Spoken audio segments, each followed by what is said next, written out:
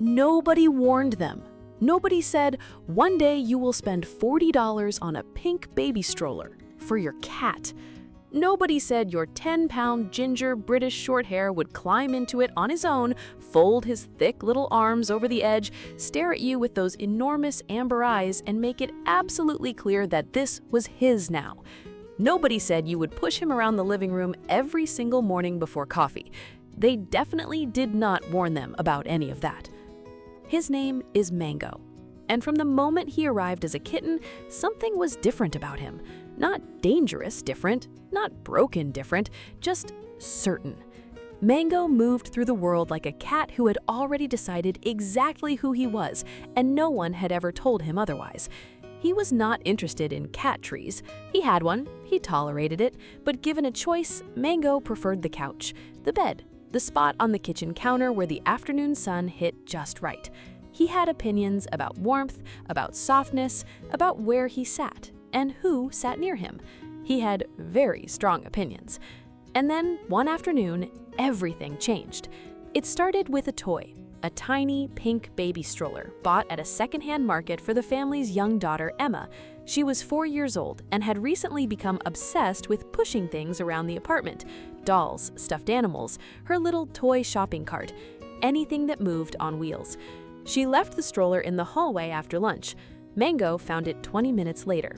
He walked around it once, sniffed the handle, looked inside at the cushioned seat, at the soft pink lining, at the tiny pillow someone had placed there for Emma's doll. Then he climbed in.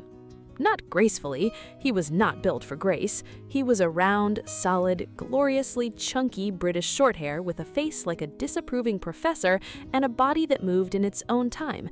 He sort of arranged himself. Paws over the edge, back pressed into the cushion, tail curled to one side. And then he looked up at Emma's mother, who was standing in the hallway with her phone half raised, completely frozen. His expression said one thing. Well, are we going or not? You're still reading this and haven't subscribed yet. I can see that. That honestly breaks my heart a little. Hit subscribe. You'll want to see what comes next. They pushed him around the apartment. Of course they did. What else were you going to do? Emma grabbed the handle first, barely tall enough to reach it, and pushed Mango slowly through the kitchen, down the hall, past the bedroom door, back to the living room. Mango sat upright the entire time, no squirming, no jumping out. He watched the apartment pass by with the calm authority of someone conducting an inspection. This became the routine. Every morning, every single morning without exception, Mango appeared at the stroller. He did not meow, he did not scratch the frame or knock it over. He simply sat next to it and waited, with the patient certainty of someone who had made a reservation. Emma, still in her pajamas, would push him through the apartment, around the kitchen island, past the couch, into the hallway, and back. Mango would sit with his thick paws draped over the front edge, amber eyes forward, like a small orange emperor on his morning rounds. The family started filming it. They couldn't help themselves. The first video, just 30 seconds of Mango riding through the kitchen with absolute dignity, got reactions they weren't expecting. Thousands of people stopped mid-scroll, commented, shared it without saying a word, just forwarding it to someone they knew who needed to see a very serious cat riding a pink stroller at 8 in the morning. People recognized something in him, not just the comedy of it, something else. Here was an animal that had decided exactly what he wanted. No apology, no uncertainty, just complete, unhurried confidence. Emma's mother said it better than anyone. He doesn't think he deserves it. He just knows he does. Here is something worth understanding about British Shorthairs because it explains everything about Mango.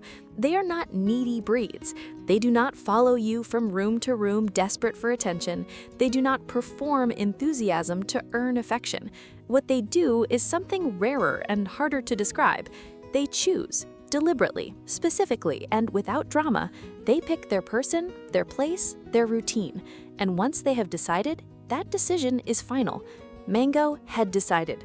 The stroller was his, the morning rides were his, Emma was his human, and this ritual was theirs. It was not something he had been taught or trained into.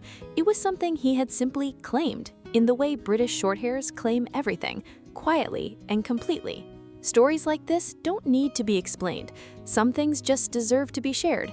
But here is where the story gets heavier. 6 months after the stroller videos started spreading quietly across the internet, Emma got sick. Nothing catastrophic, a respiratory infection that turned stubborn, that kept her home from preschool for 3 weeks, that left her tired and feverish and not quite herself. She spent most of those days on the couch under a blanket, too worn out to play, too uncomfortable to sleep well. Mango did not ride the stroller during those 3 weeks. He sat next to Emma on the couch, all day, every day. He was not a lap cat. He had never been a lap cat. Physical closeness was not usually his preference, but for 3 weeks, he positioned himself next to her with the deliberate, purposeful stillness of a creature that understood exactly what the moment required. He didn't purr constantly. He wasn't performing comfort. He was just there, warm, heavy, certain. Emma's mother said the pediatrician told her later that the physical warmth of an animal, the weight and the rhythm of its breathing, has measurable calming effects on children, lowers cortisol, regulates the nervous system, helps the body rest. Mango did not know any of that. He just knew where he needed to be. The first morning Emma felt well enough to get up and push the stroller again, she walked into the hallway in her pajamas and found Mango already sitting beside it, waiting, like he always had, like no time had passed at all. She pushed him around the apartment 3 times that morning. He sat with his paws over the edge, amber eyes forward. She laughed so hard she had to stop and hold the handle with both hands just to stay standing.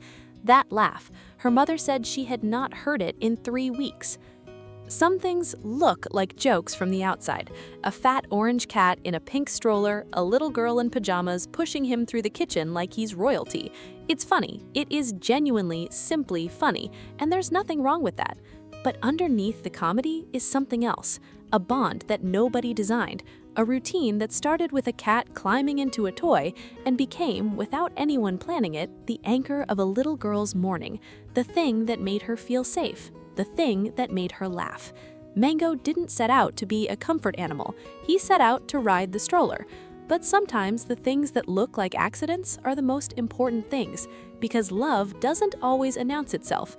Sometimes it just climbs into a pink stroller, folds its arms over the edge, and looks at you like, well, are we going or not? And you go. Every morning, you go. If you're thinking about adopting a cat, especially a British Shorthair, please know this. They are not decorative. They are not accessories. They are whole personalities with strong opinions and deep loyalty. Give them a routine. Give them a role. Give them something to be certain about. You might end up pushing one around your kitchen every morning before coffee. It will be the best part of your day. Now, tell me something.